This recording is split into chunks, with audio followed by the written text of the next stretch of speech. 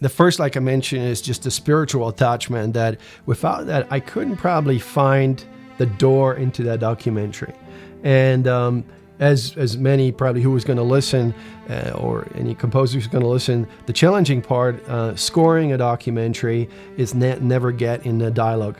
So it's kind of playing around it, and that's what I did really by watching the picture. And often I improvise on my piano in the front of the movie, and finding between the words and other motifs that I could basically implement while not getting into the dialogue, and kind of going with that. And my intention, after I found on the beginning, I didn't know how to approach that, but from the research and kind of spiritual approach, I thought maybe this will be with a little less instrumentation, but focusing on more angelic, very uplifting, gentle music that could support the entire film.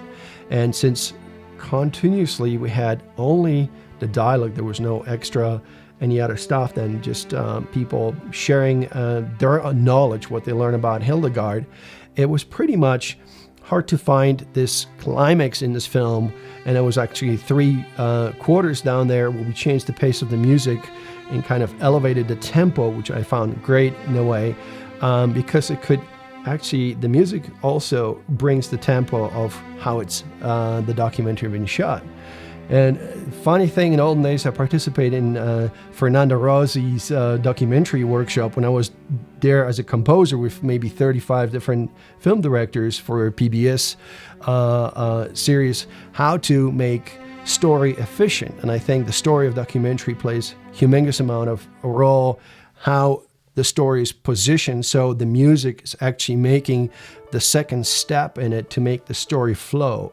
And that's the point of actually my job, as I saw, versus whoever it's going to listen to just place music randomly.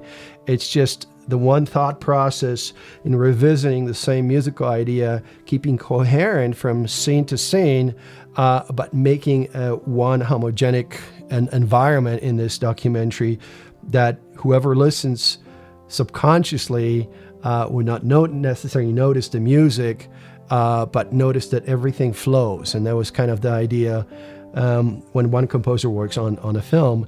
And that also is my motivation, just to find the flow and the tempo in that film.